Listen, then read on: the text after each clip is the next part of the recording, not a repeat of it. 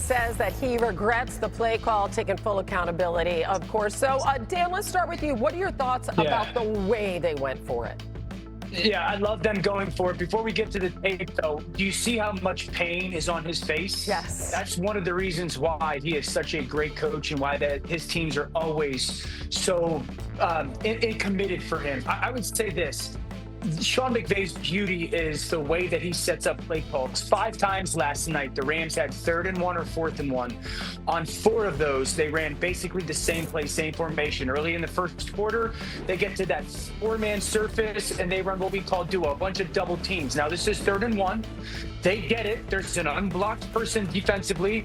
They get it, okay? So that's a good conversion. You go into the second quarter. It's same formation. This time they just have the receiver down a little bit closer, but it's the same play. 4th and 1. Double teams. Okay, now they get a little bit of a backside cut, but once again, they convert. Remember, they only had this situation 5 times. So one time they threw it between Matthew Stafford and Devontae Adams. 4th quarter, a little bit earlier in the quarter. Same formation, same play. Those double teams, 3rd and 1, they find a way to go convert it. And then in overtime, you would think it's the perfect time for a great play caller to just trick the defense. And I was shocked that they line up in the same formation and run the same play. And the fact that that safety triggers on it, I think in part is because he had seen that so much. I love him going for it. Sean McVay is one of the great play callers in the NFL. But I was just very surprised watching that back going, wow, in that situation, remember, 5 times on this situation, they ran the same exact play. I think in overtime, it got him. That's a great point, Dan. First of all, I just love the fact that we're all in agreement about going for it and it's not a debate, because I feel like 5-10 years ago, there would be a lot of people arguing the other side of this. But it's an important note that, there was 3 minutes and 41 seconds left in the game, right? So it wouldn't have been the game tying field goal per se. You're giving the Niners back a chance to drive the field, control the clock, with a chance to win with merely a field goal. So that is, I think, something we all accept and acknowledge, and we're good with it. As far as the play call goes, I think something with the Rams' run game really has jumped out to me. It's the most efficient rushing game in football, but a lot of that is predicated on facing like skill players when you're expecting them to continue winning against stack boxes, the likes of which they face there. And it's actually something that before this game, Dan, they had not been good at all.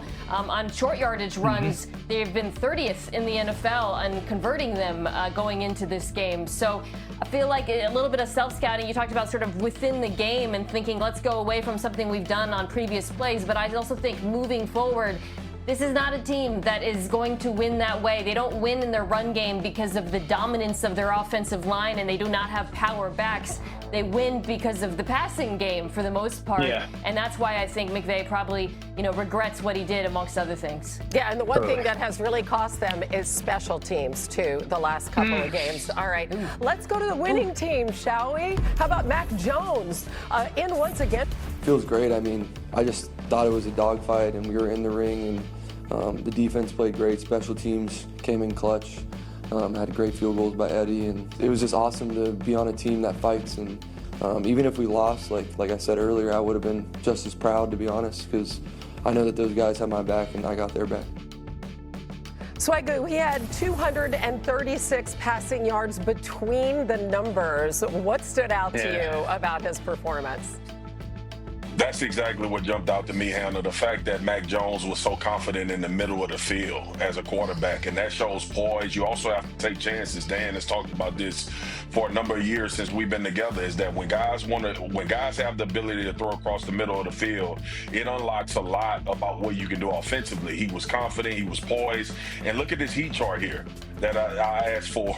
Like, you can see where the dominance was, and I thought at some point the Los Angeles Rams would adjust and kind of try to take that away from him and force him outside the numbers, but he was consistent there all night, whether it was Christian McCaffrey, the highlight you showed of Kendrick Bourne, who had a phenomenal game as well. But all of these things kind of played into what Kyle Shanahan wanted from Mac Jones and where he wanted to play against this Ram defense. And a lot of it strictly boils down to the fact that you have such a tremendous amount of respect for this pass rush that you always wanted Mac Jones to have an out. You always wanted somebody. What caught my attention was running across his eyes, giving him an outlet in those specific areas. And Christian McCaffrey obviously being that one guy, but ultimately I thought he dominated, and this offense with Kyle Shanahan dominated the middle of the field in the passing game.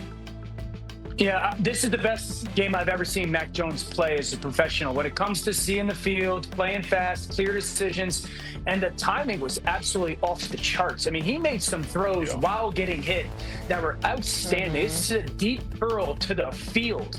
You're going to see 1, 2, 3, 4, 5. Hitch ball comes out right before he gets hit by that defensive lineman. Receiver just dropping his hips to get into his cut, and it's placed perfectly. You cannot do it better than that. That's a phenomenal throw by Mac Jones. A go route. He's going to catch the snap. He's on the left hash. He's going 1, 2, 3. Receiver and corner even. He doesn't trust the receiver's vertical speed down the field. Let me throw it the back shoulder. Ball comes out. Defensive back has absolutely no clue. That's elite timing. That's winning timing. This is a high-low in the middle of the field, something Marcus is just talking about. This is big time now, a little flash fake. Defender is at his feet, right? And he's going to throw this in-breaker right off as that receiver starts to curl. That ball's pinned on his chest. This looks like a big-time starting quarterback in the NFL. This is a touch split corner, right, Marcus? How good is this? Half roll. This ball comes out of his hands. Yeah. Again, defensive end bearing down on him. That corner, you just got to float it over him, but, like, make sure you don't put too much air on it. You're just bleeding him to the sideline. And now this is huge. Third down, you get a switch release. But the timing of these throws in muddy areas, in condensed coverages, is big time. And I was just so impressed by the timing that he played with. And I think it was a huge reason why, because, guys, I felt watching that game, it was almost like the Micah Dallas game the other night. You're sitting there going, how come they can't get home? And it was because he was playing so fast and getting the ball out so early. That was what I kept thinking during the game. Like, he's the perfect quarterback in this moment to beat this defense, right? Because the Rams have a terrific four-man rush, but behind that rush, there are weaknesses at linebacker and in the secondary, and really Mac Jones, what he had to do was play exactly like how he did, with exceptional timing and accuracy. He's even sped up as the game went on and he came back from the injury. His decision-making, coupled, of course, with Kyle Shanahan's excellent play calling, just fantastic. But the other player I wanted to highlight was Christian McCaffrey. Just going back and watching some of these plays on tape, it is amazing, the defense over, so you get the tight end Tongas wide open, again, over the middle of the field. He truly is Kyle Shanahan's queen on the chessboard. And, you know, as all of these players are being pulled out of the Niners and they're losing all of these guys to injury, a reminder that, to me, he remains the most important skill player on this team. Oh, yeah, 4-1 now, despite all those injuries. And, guys, that was an epic breakdown of a Thursday night game, I got to say. Our group text chain paid off big time. Breaking news coming up on NFL Live. Ravens quarterback Lamar Jackson has now been ruled out of the game this weekend. Strained hamstring during Sunday's loss at Kansas City. Did not practice at all this week. And just speaking of the Rams, they host the Rams next Sunday before their bye week. So he could get 2 weeks of recovery for missing one more game, which leaves Cooper Rush as their starting quarterback here. He was today. It's kind of been here before. You know, whenever a franchise QB goes down, it's always sky is falling feeling everywhere you are, and it's normal. And you know, if you have to go out there on Sunday and do what you got to do, and it's nice knowing you had a whole week to prep for it, so things like that are good. Dan, Cooper Rush has had plenty of experience starting games as a backup in the NFL. What do you think about this game plan now as they face that Houston defense this weekend?